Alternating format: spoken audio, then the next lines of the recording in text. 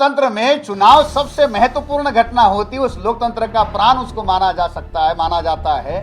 उसको लेकर भी बहुत सारा मामला पेंडिंग। ईवीएम को लेकर ये जो सारा मामला देश भर में खड़ा है कि साधारण से साधारण आदमी भी आज ईवीएम के बारे में आशंकित है, सवाल उठा रहा। तो सारा आप देख रहे हैं कि किस तरीके से उन संस्थाओं को एक्सप्लॉइट किया जा रहा है, उन संस्थाओं का उपयोग अपना वर्चस्व, अपना एकाधिकार बनाने के लिए किया जा रहा है। हम ये मानते हैं कि केवल जय जयकार करने से या अभिवादन करने से हमारे महापुरुषों का लक्ष्य पूरा होने वाला नहीं।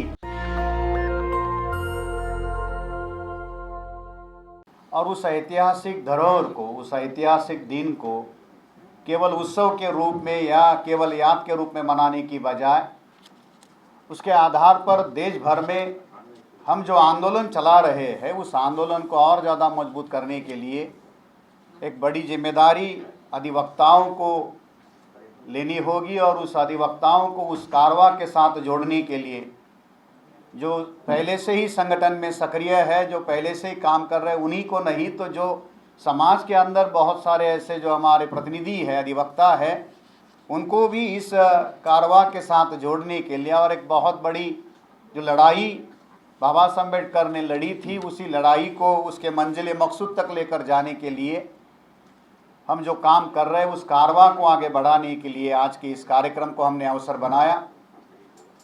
और देश भर में साथियों इसके लिए कार्यकर्ताओं को मैसेज दिए।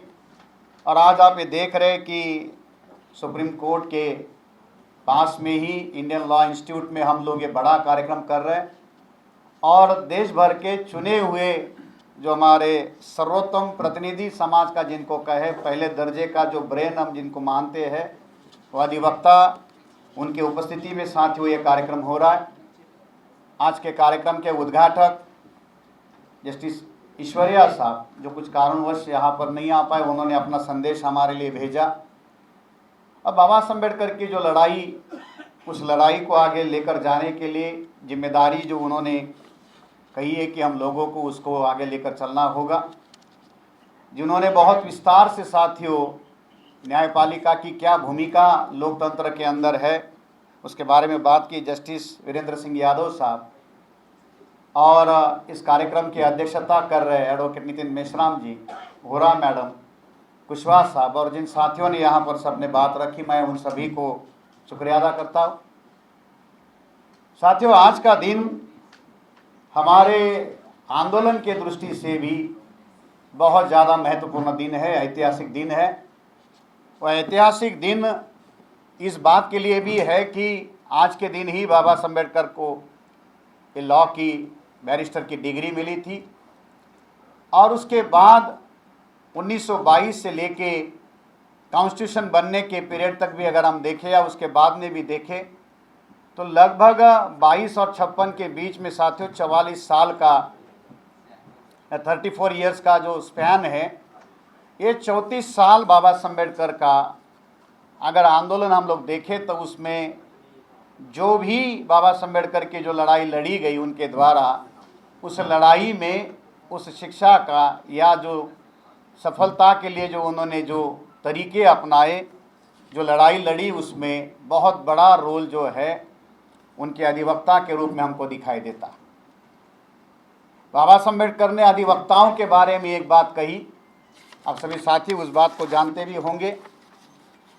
22 दिसंबर 1950 को पार्लियामेंट में रिप्रेजेंटेशन ऑफ पीपल का जो पीपल रिप्रेजेंटेशन बिल के ऊपर डिबेट चल रहा था, और उस समय बाबा साहब ने ये कहा था कि सभ्यताओं का निर्माण या सभ्यताओं का विकास करने में अधिवक्ताओं का बहुत बड़ा रोल होता है।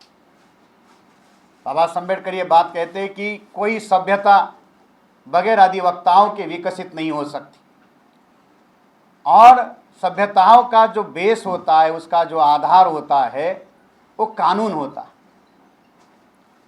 तो अधिवक्ताओं के बारे में बाबा साहब अम्बेडकर ने ये बात कही कि सभ्यताओं का अस्तित्व अधिवक्ताओं के ऊपर निर्भर है। दुनिया में जितनी भी महानतम सभ्यताएं बनी है, जो लोकतांत्रिक समाज है जिसको हम सभ्यताओं का सबसे विकसित मॉडल कहते हैं, दुनिया में जहाँ कहीं भी सभ्यताओं का विकास हुआ या मॉडर्न एज में भी अगर हम कहें तो मॉडर्न एज में डेमोक्रेसी को सभ्यता का सबसे सर्वाधिक विकसित मॉडल माना जाता है। और इस सबसे विकसित ऐसे मॉडल को, सभ्यताओं के सबसे ज़्यादा विकसित रूप को बनाने में अधिवक्ताओं का बहुत बड़ा रोल रहा। उसका अस्तित्व ही उनके ऊपर बना हुआ। तो ये बात बाबा साहब अम्बेडकर ने अधिवक्ताओं के बारे में कही। उन अधिवक्ताओं को इस बात का एहसास होना चाहिए कि लोकतंत्र का जो सारा संचलन है, या जो लोकतंत्र जिन शोषित मजलूम लोगों के हितों के लिए बनाया गया है, उसकी रक्षा करने की जिम्मेदारी अधिवक्ताओं के ऊपर सबसे ज़्यादा आती है। इस बात का एहसास उन अधिवक्ताओं को हो, और उस जिम्मेदारी के साथ में उन बातों को, जो जिम्मेदारी हमारे महापुरुषों ने हमारे ऊपर लगाई थी, उस जिम्मेदारी को निभाने के लिए साथियों ये कार्यक्रम हम लोगों ने लगाया। ये कार्यक्रम हम लोग आज, जिसकी औपचारिकता यहाँ पर आज ये पहला कार्यक्रम हो रहा है, 28 जून 1922 को जो बैरिस्टर की डिग्री बाबा साहब को मिली, उसके 100 साल आज पूरे हो रहे। और ये कार्यक्रम साथियों अब हम लोग पूरे साल भर चलाने वाले। 28 जून 2023 तक ये कार्यक्रम साल भर चलेगा, और साल भर चलाने के लिए उसके कार्यक्रम भी हम लोग निर्धारित करेंगे। ये पहला राष्ट्रीय स्तर का कार्यक्रम हो गया। अब इसके बाद में साथियों 31 राज्यों में इसके राज्य स्तरीय कार्यक्रम लिए जाएंगे, और उसके बाद राज्य स्तरीय कार्यक्रम होने के बाद में 550 जिलों में जिला स्तर के इसके कार्यक्रम लगाए जाएंगे, और फिर तहसील स्तर तक इसके कार्यक्रम लगाए जाएंगे। साल भर साथियों ये कार्यक्रम चलेगा, और 2022 से लेकर 2023 तक साल भर ये कार्यक्रम चलेगा। और 28 जून 2023 को इसका राष्ट्रीय स्तर का समारोह कार्यक्रम दोबारा दिल्ली में किया जाएगा, और हम पूरी कोशिश ये करेंगे कि कम से कम 5000 अधिवक्ता राष्ट्रीय स्तर के उस समारोह कार्यक्रम में शामिल होंगे। मिनिमम 5000 अधिवक्ताओं को देश भर से हम लोग लेकर चलेंगे। वैसे तो तैयारी हम लोग 10,000 अधिवक्ताओं की कर रहे हैं। 5000 तहसीलों में जो संगठन का नेटवर्क है, प्रभाव है, अगर वहाँ से 2 भी अधिवक्ताओं को हम लोग जोड़ कर ले आए तो कम से कम 10,000 अधिवक्ताओं का सम्मेलन जो है, राष्ट्रीय स्तर का सम्मेलन हम लोग दिल्ली में करेंगे।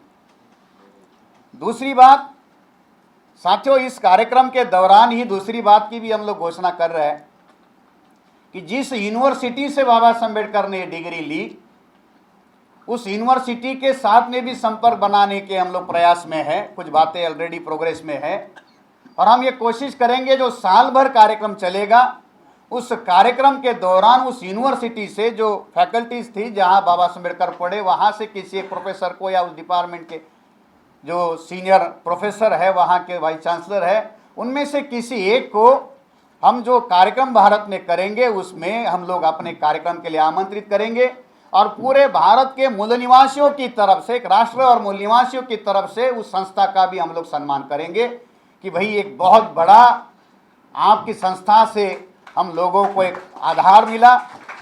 ये जो सारा आज मूल निवासियों का जो डेवलपमेंट हुआ है, जो हक अधिकार हमें मिले हैं, उन हक अधिकारों को हासिल करने में आपका भी बहुत बड़ा रोल रहा है। उस संस्था का भी हम लोग सम्मान करेंगे, और ये कोशिश भी हम लोग करेंगे कि ये जो साल भर कार्यक्रम चलेगा उसमें से एक कार्यक्रम उस संस्था के कैंपस में भी करे, और यहाँ से कुछ अधिवक्ता जो है वहाँ जाकर उस बात का भी कार्यक्रम करे। तो उस सारी प्रक्रियाओं को हम लोग करने की तैयारी में।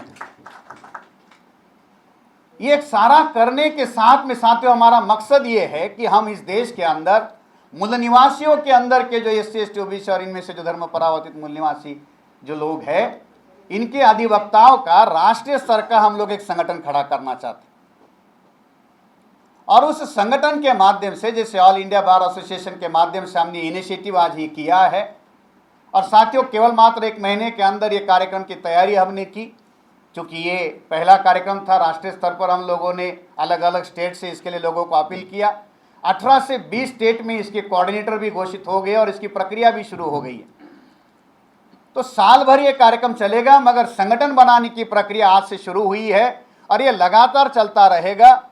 और पूरे देश भर में हम अधिवक्ताओं का एक राष्ट्रीय स्तर का संगठन अपने समाज के लिए बनाना चाहते हैं। अगर 10,000 भी अधिवक्ताओं को इस साल के अंदर हम लोग तैयार कर ले, और उन 10,000 अधिवक्ताओं के माध्यम से केवल 10 संविधान की प्रतियां जो है हम लोग अपने समाज के अंदर वितरित करें तो कम से कम 1 लाख से ज़्यादा की संविधान की प्रतियां हम लोग समाज में इन अधिवक्ताओं के माध्यम से वितरित करेंगे। और इस देश के अंदर जो संविधान है, जो इस देश के मूल निवासियों को सबसे ज़्यादा अधिकार संपन्न करता है, बड़ी आश्चर्य की बात है कि हमारे लोग जो संविधान के अधिकार ले रहे हैं उनमें से बहुत सारे लोगों को आज भी संविधान ने उनको कितना एम्पावर किया है, कितने ज़्यादा अधिकार दे, इस बात की कोई जानकारी तक नहीं है। आज भी वो उन अधिकारों को दया और मेहरबानी समझकर चल रहे हैं। वो ये मानकर चल रहे कि हमें जो दिया जा रहा है वो किसी दया और मेहरबानी के आधार पर दिया जा रहा है, मर्सी और कर्सी के आधार पर वो चल रहा है कि भाई ये सारा इसके आधार पर चल रहा है। उन्हें इस बात का एहसास तक पिछले 70-75 सालों में होने नहीं दिया गया कि ये आपका अधिकार है। उस अधिकारों की जानकारी और उसका एहसास और उसको लागू करने की क्षमता उन तक पहुंचाने के लिए साथियों ये प्रयास हम लोग करेंगे। और अधिवक्ताओं के माध्यम से ही देश भर में संविधान की जागृति के लिए साथियों बड़ा कार्यक्रम हम लोग चलाएंगे। और इसके साथ साथ में दूसरा एक बड़ा लक्ष्य हमने रखा है, क्योंकि ये संगठन बनाने का काम है, तो संगठन बनाने की प्रक्रिया को भी आगे रखने के लिए हम लोगों ने ये प्लान बनाया है कि जो हमारे स्टूडेंट्स हैं जो अधिवक्ता बनने की प्रक्रिया में है, लॉ कॉलेजेस में जो पढ़ते हैं, डिग्री पोस्ट डिग्री करते, डॉक्टरेट करते हैं, ऐसे स्टूडेंट्स को भी इस काम के लिए जोड़ा जाए तो अधिवक्ताओं का भी एक बड़ा तरीका, बड़ी ताकत खड़ी हो जाएगी अगर स्टूडेंट लाइफ से ही उनको ये सारी बातें चले और स्टूडेंट लाइफ से ही इस मोमेंट के साथ जुड़े। क्योंकि मैं ऐसे मानता हूँ कि ये जो प्रोफेशन हमने चुना है, जिस प्रोफेशन के लिए ये सारी ताकत या सारा रास्ता हमने चुना है, तो ये प्रोफेशन और पैशन एक साथ होना चाहिए। बाबा साहब अम्बेडकर बाय प्रोफेशन अधिवक्ता थे, मगर उनका पैशन जो था इस समाज की आज़ादी का लक्ष्य लेकर वो काम कर रहे थे। तो जो पैशन, जो जुनून आज़ादी का हम अपने समाज के सामने रखना चाहते हैं, उस जुनून के लिए, उस लड़ाई के लिए अगर हम अपने समाज को तैयार करें, युवाओं को तैयार करें, तो एक बहुत बड़ी शक्ति वहाँ से शुरू हो सकती है। तो स्टूडेंट्स को भी मोबिलाइज करने के लिए साथियों इस कार्यक्रम के माध्यम से हम लोग प्रयास करेंगे और ऑल इंडिया स्तर पर साथियों इसकी कोशिश की जाएगी। जो हमारे लॉ कॉलेजेस है उसमें पढ़ने वाले जो हमारे संगठन के साथ जुड़े हुए स्टूडेंट्स हैं या जो अधिवक्ता अभी हमारे साथ काम कर रहे हैं, उनके माध्यम से साथियों देश भर में इसके लिए संगठित प्रयास किया जाएगा ताकि अधिवक्ताओं की एक बहुत बड़ी ताकत देश भर में खड़ी की जाए। आज ये नहीं कि हमारे पास अधिवक्ता नहीं है, समाज के अंदर हजारों लाखों की संख्या में अधिवक्ता है, मगर जो समाज जिन अधिवक्ताओं को साथ में लेकर अपने अधिकारों को लड़ना चाहता है उनकी संख्या कम है। हमारे पास अधिवक्ता नहीं है ये बात नहीं है। किसी भी बार में आप जाइए, तहसील के, डिस्ट्रिक्ट के बार में जाइए, सुप्रीम कोर्ट तक आज हमारे पास में लोग हैं, मगर समाज की लड़ाई लड़ने के लिए उनको जो एहसास करा देना चाहिए या इस विचारधारा के साथ जोड़कर उनको उसमें शामिल करने की ज़रूरत है, उस बात की कमी खामी को पूरा करने के लिए साथियों संगठन कोशिश करे। तो एक बड़ा लक्ष्य लेकर साथियों हम लोग काम कर रहे हैं। हम ये मानते हैं कि केवल जय जयकार करने से या अभिवादन करने से हमारे महापुरुषों का लक्ष्य पूरा होने वाला नहीं है। उनके जीवन के कुछ गिने चुने दिनों को हम याद करते रहेंगे और जो जिम्मेदारी उन्होंने हमारे ऊपर सौंपी है उसकी बात अगर हम अपने ऊपर जिम्मेदारी लेकर काम नहीं करेंगे तो होगा नहीं। बाबा साहब अम्बेडकर अधिवक्ताओं से बहुत ज़्यादा उम्मीद रखकर ये कहते हैं कि सभ्यताओं का निर्माण और उसका विकास ये जिम्मेदारी अधिवक्ताओं के ऊपर है। तो मैं ऐसे मानता हूँ कि ये जो उम्मीद बाबा साहब अम्बेडकर ने अधिवक्ताओं से रखी थी उसको पूरा करने के लिए पहल करने की ज़रूरत है। साथियों, लोकतंत्र की दृष्टि से या जो आज हमने चर्चा के लिए जो विषय रखे हुए हैं तो विषय भी अपने आप में बहुत ज़्यादा गंभीरता निर्माण करने वाले हैं। गंभीरता निर्माण करने वाले इसलिए है क्योंकि हालात ही देश के उस तरीके से बने हुए हैं। जो परिस्थितियां आज लोकतंत्र के सामने खड़ी है वो बहुत ही ज़्यादा अभूतपूर्व ऐसी परिस्थितियां हम लोगों के सामने आई हैं। केवल लोकतंत्र की नहीं तो लोकतंत्र के अंदर जितनी सारी संस्थाओं का निर्माण किया गया था इस देश के संविधान के द्वारा, इस देश का संचालन करने के लिए कार्यपालिका, न्यायपालिका और अलग अलग तरह की जो संस्थाएं निर्माण की गई थी, वो सारी की सारी संस्थाएं आज अपनी विश्वसनीयता को बनाए रखने के स्थिति में बहुत ज़्यादा डावाडोल स्थिति में आकर रुकी हुई। एक उनकी विश्वसनीयता का, उनकी पहचान का सवाल खड़ा हो गया। जो रोल, जो जिम्मेदारी उनको निभानी चाहिए थी, वो सारी संस्थाएं, एनफोर्समेंट एजेंसियां हो, सीबीआई हो, अलग अलग तरीके के जो सारी संस्थाएं हैं, न्यायपालिका भी उसमें उस स्थिति में आकर बैठी है कि लोगों के अंदर उन संस्थाओं के प्रति अब एक प्रकार का भाव निर्माण हो गया है कि क्या ये संस्थाएं, जिनके ऊपर इन लोकतंत्र के संविधान की रक्षा करने की जिम्मेदारी है, क्या वो खुद भी सुरक्षित है? क्या अपनी साख को बचाने के लिए वो सामने से कोई कोशिश कर रहे हैं? ये बहुत बड़ा गंभीर सवाल खड़ा हो चुका है। और मैं ये मानता हूं कि लोकतंत्र के दृष्टि से ये बहुत ज्यादा गंभीर बात है। अगर जिन संस्थाओं को लोकतंत्र के संचालन की जिम्मेदारी दी गई थी, उनकी ही साख अगर दांव पर लगी है, तो सवाल है कि स्थिति से बाहर कौन निकाले। आज इस देश में साथियों एक अघोषित आपातकाल लागू है। इंदिरा गांधी के द्वारा जो इमरजेंसी घोषित की गई थी, उसमें भी न्यायपालिका ने जो फैसले उनके विरोध में सुनाए थे, उसकी वजह से ये लागू करना पड़ा। तो न्यायपालिका ने उस समय जो भूमिका निभाई, इस देश के प्रधानमंत्री को कटघरे में खड़ा किया, उसके विरोध में फैसला सुनाया, और उसके बाद में इस देश को एक आपातकाल में रहना पड़ा। मगर मैं ऐसे मानता हूं कि उससे भी कई गुना ज्यादा खतरनाक परिस्थिति आज बनी है। पिछले कई सालों से आप उसको देखते होंगे, पिछले 7-8 सालों का भी अगर आपने अनुभव लिया होगा, तो एक अघोषित आपातकाल, एक अनडिक्लेयर पॉलिटिकल इमरजेंसी जो है वो भारत में लागू कर दी गई है। तो सारा आप देख रहे हैं कि किस तरीके से उन संस्थाओं को एक्सप्लॉइट किया जा रहा है, उन संस्थाओं का उपयोग अपना वर्चस्व, अपना एकाधिकार बनाने के लिए किया जा रहा। ये केवल आज की बात नहीं है। ये जो विपरीत हालात है, उन विपरीत हालात से देश को निकालने का काम किया जा सकता था, उस परिस्थिति को सुधारने का काम किया जा सकता था, मगर वो नहीं हुआ। न्यायपालिका के सामने बहुत सारे ऐसे गंभीर सवाल हैं। और इस परिस्थिति में जिस तरीके से शासक वर्ग के द्वारा, ब्राह्मणों के द्वारा लोकतंत्र की हत्याएं की जा रही है, लोकतंत्र की संस्थाओं की हत्या की जा रही है, उसका गला घोटने का काम हो रहा है, उसको बचाने में न्यायपालिका बहुत बड़ी भूमिका निभा सकती। केवल उसको बचा नहीं सकती, वो जो तंत्र संविधान ने जो बनाया है उसको लागू करने का भी वो काम कर सकती है, मगर उस दिशा में कोई गंभीर प्रयास नहीं हुआ। अभी महाराष्ट्र में जो सारा शिवसेना को लेकर जो डेवलपमेंट है, उसमें आपने देखा होगा कि कितनी जल्दबाजी की गई और किस तरीके से उसको प्राथमिकता पर लेकर चलाया गया। तुरंत ही उसके बारे में ऑर्डर आ गया कि भाई नहीं, उनको 12 जुलाई तक जो है स्टे दिया जाता है ताकि अवसर मिल जाए। 4.5 करोड़ से ज्यादा के केसेस पेंडिंग है अलग अलग कोर्टों में, उसके लिए कोई जल्दबाजी नहीं हो रही। खुद सुप्रीम कोर्ट में ऐसे बहुत सारे मामले इस देश के लोगों के हितों के लिए, खास तौर पर बहुजन समाज के हितों के लिए मामले पेंडिंग है, उसकी कोई प्राथमिकता नहीं ली जा रही। आर्टिकल 370 के कॉन्स्टिट्यूशनलिटी को लेकर अभी भी मामला पेंडिंग है, उसके ऊपर किसी तरीके से कोई गंभीरता से कोई बात हमारे सामने नहीं लाई जा रही। मामला राष्ट्र की एकता अखंडता का है, संविधान के साथ जुड़ा हुआ मामला है, अभी तक उसके ऊपर कोई बात नहीं आई। उसके बाद साथियों, तो दूसरा बड़ा मुद्दा जो जिसको हम ये कहे कि जो लोकतंत्र के लिए बहुत ज़्यादा ज़रूरी है, इलेक्ट्रोल बॉन्ड का मामला अभी भी सुप्रीम कोर्ट में पेंडिंग है।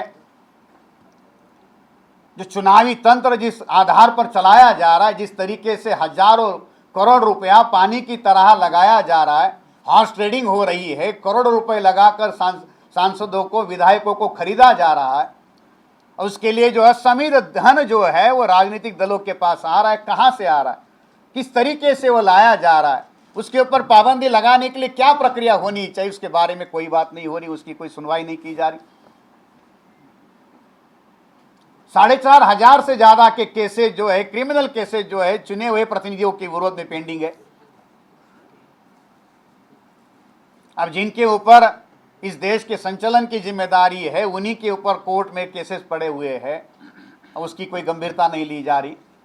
हालात यह है कि झूठे शेड्यूल कास्ट के सर्टिफिकेट लगाकर लोग सांसद बन रहे। 3-3 साल हो गए, मामला कोर्ट में है, मगर उसकी सुनवाई नहीं हो रही।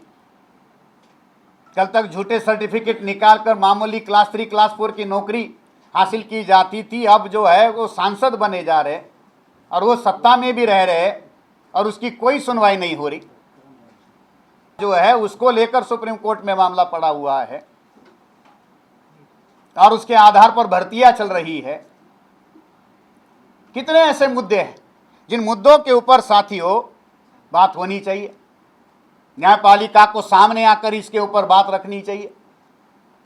इस देश में सीएए एनआरसी को लेकर एक बड़ा हंगामा खड़ा हुआ, देश के लोगों के अंदर एक आकांक्षा का माहौल खड़ा हो गया कि भाई हमारी नागरिकता के साथ में क्या होगा, हमारा सिटीजनशिप जो है किस तरीके से बरकरार रहेगा। मामला पेंडिंग है। ऐसे बहुत सारे गंभीर मुद्दे न्यायपालिका के सामने पड़े हुए हैं, मगर उसके बारे में किसी तरीके की कोई पहल नहीं की जा रही जो इस देश के हितों के साथ जुड़े हुए। लोकतंत्र में चुनाव सबसे महत्वपूर्ण घटना होती है, उस लोकतंत्र का प्राण उसको माना जा सकता है, माना जाता है। उसको लेकर भी बहुत सारा मामला पेंडिंग। ईवीएम को लेकर ये जो सारा मामला देश भर में खड़ा है कि साधारण से साधारण आदमी भी आज ईवीएम के बारे में आशंकित है, सवाल उठा रहा है और हर जगह पर उसकी गड़बड़ियों को सामने लाया गया है। उसके बावजूद भी साथियों सुप्रीम कोर्ट के द्वारा ईवीएम और वीवीपीएटी को लेकर जो फैसले सुनाए जा रहे हैं या जो मामला पेंडिंग रखा गया है वो अभी भी हमारे सामने 347 सीटों के ऊपर पोल्ड वोट और काउंट वोट में मिसमैच है। 2019 की लोकसभा के चुनाव के आंकड़े हैं कि 347 लोकसभा की सीटों पर पोल्ड वोट और मशीन से निकले हुए वोट मैच नहीं हो रहे। वो मामला अभी भी सुप्रीम कोर्ट में पेंडिंग है। एडीआर और यूनियन गवर्नमेंट के रेफरेंस में वो मामला जो है अभी भी पेंडिंग।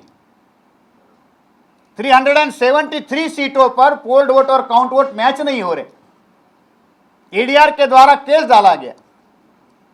अब 2022 आ गया, मई 2019 में गवर्नमेंट बनी और आज 2022 से 3 साल से ज्यादा का समय हो गया, मगर अभी तक उनकी बातों का जो मुद्दे वहां पर है उसकी कोई सुनवाई नहीं हो रही। जब आपके पास किसी तरीके का क्लियर मैंडेट नहीं है, वो जो 347 लोकसभा की सीटों का मामला डिस्प्यूटेड है, तो किस आधार पर ये चलाया जा रहा है? बगैर पारदर्शिता के चुनाव हो रहे, चुनाव आयोग अपने से ही सफाई देने के काम में लगा है। बड़े आश्चर्य की बात इसमें यह है कि जिस न्यायपालिका ने, जिन जजेस ने 2013 में यह माना कि ईवीएम में गड़बड़ी होती है, उससे पारदर्शिता नहीं होती, इससे free fair and transparent election नहीं करवाए जा सकते, वही लोग बाद में अपने ही दिए हुए फैसलों के विरोध में खड़े हो जा रहे। और ना केवल उसके विरोध में है, तो बल्कि जिनके समर्थन में वो फैसले दिए गए, बाद में वो वहां खड़े हुए दिखाई देते। जिसके अंदर कोई महत्वाकांक्षा नहीं होनी चाहिए, उनका राजनीतिक जीवन होना नहीं चाहिए, ये मामला अलग है। मगर न्यायपालिका अगर इस तरीके से संचालित कर रही है और लगातार प्रो गवर्नमेंट फैसले आ रहे हैं और वो प्रो गवर्नमेंट फैसले, सत्ता के समर्थन वाले जो फैसले दिए जा रहे हैं, वो फैसले जनता के विरोध में है, संविधान के विरोध में है। और एक तरह से ये जो सारा का सारा मामला है, ये खुद ही अपने ही जनता के विरोध में, संविधान के विरोध में एक प्रकार का द्रोह है। सरकारें मनमर्जी से अपने अधिकारों का इस्तेमाल कर रही है रूल ऑफ लॉ एस्टेब्लिश करने की जिम्मेदारी न्यायपालिका की है और रूल ऑफ लॉ नया लागू कर दिया गया, OF की जगह पर OFF कर दिया, रूल ऑफ लॉ कर दिया गया। कानून का राज एक प्रकार की व्यवस्था है और उसको लागू करने की जिम्मेदारी न्यायपालिका की लगाई गई। क्या हो रहा है आज उत्तर प्रदेश में? लोगों के घरों को बुलडोज किया जा रहा है, कोई सुनवाई नहीं, किसी तरीके का कोई मामला नहीं है, जगह पर उनके फैसले हो रहे हैं और बुलडोज किया जा रहा है। जस्टिस हरीड़, जस्टिस बरीड़वाला जो हम लोग कहते हैं कि न्याय की जल्दबाजी जो है, वो अपने से ही सारी चीजें फैसले कर रहे हैं। मॉब लिंचिंग हो रहा है, भीड़ खुद ही फैसले कर रही है, भीड़ खुद ही केस दायर कर रही है, भीड़ खुद ही उसकी इंक्वायरी कर रही है, भीड़ खुद ही उसकी ट्रायल भी चला रही है और भीड़ खुद ही उसका फैसला भी सुना रही है और उसको लागू भी करवा रही है। भीड़ कर रही थी, उसके ऊपर नियंत्रण लगाने का काम न्यायपालिका कर सकती थी, नहीं हुआ। आज जब स्टेट खुद ही बुलडोज करा रहा है किसी को घरों को, उसके ऊपर भी कोई बात नहीं हो रही। तो सवाल है कि ये जो सारा लोकतांत्रिक देश जो है वो किसके आधार पर चलेगा? न्यायपालिका, कार्यपालिका, विधायिका, इसका आधार बनाया गया, किसके आधार पर चलेगा? विधायिका जो है उसके ऊपर जो अनियंत्रित कब्जा ब्राह्मणों का बना हुआ है, वो सारे के सारे कानून संविधान के विरोध में, मूल निवासियों के विरोध में बना रही। कार्यपालिका उस अधिकारों का हनन करने के लिए जो पहले से ही जाति पूर्वाग्रह के आधार पर कार्यरत है, तो किसी बात को मानने के लिए राजी नहीं है। ऑल इंडिया का कोटा जब नीट का चला तो उसमें किस आधार पर उसको इनकार करते रहे कि मेरिट के आधार पर आपको कोटा लागू नहीं किया जा सकता, इससे मेरिट हट जाएगा। हजारों सीटों का बैकवर्ड क्लासेस का नुकसान केवल एक आधार पर वो करते रहे। तो जो पहले से ही जातीय पूर्वाग्रह के आधार पर इस देश को चला रहे हैं, उस कार्यपालिका के हाथ में इंप्लीमेंट करने की बातें रहेगी तो कैसे इंप्लीमेंट होता रहेगा? जब विधायिका और कार्यपालिका शोषण करेगी तो एक रास्ता दिया गया था कि भाई न्यायपालिका के माध्यम से इसको चलाएंगे। न्यायपालिका में क्या हो रहा? बाबा साहब अम्बेडकर न्यायपालिका को ज्यादा से ज्यादा जवाबदेही और पारदर्शी बनाना चाहते थे, ताकि इस न्यायपालिका के अंदर जवाबदेही और पारदर्शिता का सिद्धांत लागू होगा तो समाज के अधिकारों की रक्षा करने का काम होगा। मगर आज उसकी विपरीत स्थिति देखने को मिलती है। जितने भी बहुजन समाज से जुड़े हुए मुद्दे हैं, वो सारे के सारे मुद्दे न्यायपालिका के समक्ष जब जाते हैं तो वहां उनको एग्जैक्ट उसका अपोजिट रिप्लाई मिलता है और उनके अधिकारों की रक्षा करने की बजाय उन अधिकारों को खंडित करने का या उसको मर्यादित करने का काम किया जा रहा। बाबा साहब अम्बेडकर चाहते थे कि न्यायपालिका से अधिकारों की रक्षा करें, क्योंकि भारत का जो समाज है ये रूढ़िवादी एक प्रकार का समाज रहा हुआ है और ये समाज हजारों सालों से परंपरा के आधार पर चलता रहा है। और वो परंपरा कौन सी है? ये शोषण की, अन्याय, अत्याचार की परंपरा रही है और ये हमेशा समाज जो है सुधार और परिवर्तन की विरोधी रहा। इस देश के जब जज ये कहने लगे, बड़े आश्चर्य की बात है कि कोई सवर्ण जज ये कहे, समझने वाली बात है कि उसके आधार पर विश्वास है। मगर सुप्रीम कोर्ट के एक सम्माननीय जज जो है हमारे माइनॉरिटी से जुड़ने वाले, उन्होंने भी ये बात को कहा कि भाई जो कानून है उसको चलाने के लिए हमारे हजारों सालों की जो परंपरा है, मनु की परंपरा है, वशिष्ठ की परंपरा है, उसके आधार पर देश को चलाया जाना चाहिए। ये नया कानून हमारे लिए अनुकूल नहीं है, हजारों साल पहले जो चलाया जाता था उसके आधार पर देश को चलाना चाहिए। सब परिवर्तन विरोधी रहता है, रूढ़िवादी होता है, अपने अंदर वो कोई परिवर्तन लाना नहीं चाहता और अगर उसने परिवर्तन करने की भी कोशिश की तो उसकी गति बहुत धीमी होती है। और जब भी कोई परिवर्तन की बात चलती है तो उस परिवर्तन की बात को नया परिवर्तन और पुराना जो सनातनी रूढ़िवादी जो सोच है उसमें हमेशा टकराव होते रहता है। जब हमने देखा कि संविधान में जितने भी अधिकार हमारे लोगों को दिए हैं वो जब तक संविधान में है तब तक उसका कोई विरोध नहीं होता। विरोध कब होता है? कागज पर लिखे हैं उसका कोई विरोध नहीं है, रहने दो, बढ़िया से बढ़िया कागज पर आपके अधिकार है, हम सारे अधिकार आपके मानते। कब है? जब वो कागज तक सीमित। उन अधिकारों का विरोध कब होता है? जब आप उन अधिकारों को अमल करने की कोशिश करते हो। जैसे ही संविधान में लिखे हुए अधिकारों को आप लागू करने की बात करते हो, एट्रोसिटी होती। वो केवल फिजिकल एट्रोसिटी नहीं होती, सारे तरह के एट्रोसिटीज का मामला हमारे सामने। बाबा साहब ये कहते हैं कि जब नई विचारधारा, नया परिवर्तन का सोच और रूढ़िवादी सोच जब इकट्ठा चलती है तो उनमें टकराव की परिस्थिति होती है और रूढ़िवादी जो सोच होती है वो ज्यादा मजबूत होती है। ऐसी स्थिति में नया परिवर्तन का जो काम आप कर रहे हो उसके हारने की, उसके कमजोर होने की संभावना होती है। तब उस स्थिति में उस परिवर्तन का जो एजेंडा है या जो परिवर्तन आप करना चाहते हो उसको विधायिका और न्यायपालिका का समर्थन होना जरूरी है। नेशनल दस्तक की आपसे गुजारिश है कि अगर इसको बचाना चाहते हैं तो नेशनल दस्तक को सब्सक्राइब करने के लिए रेड कलर के सब्सक्राइब बटन को दबाएं, फिर बेल आइकन की घंटी दबाएं। नेशनल दस्तक को बचाने के लिए बहुत जरूरी है कि हर खबर को शेयर करें, लाइक करें, कमेंट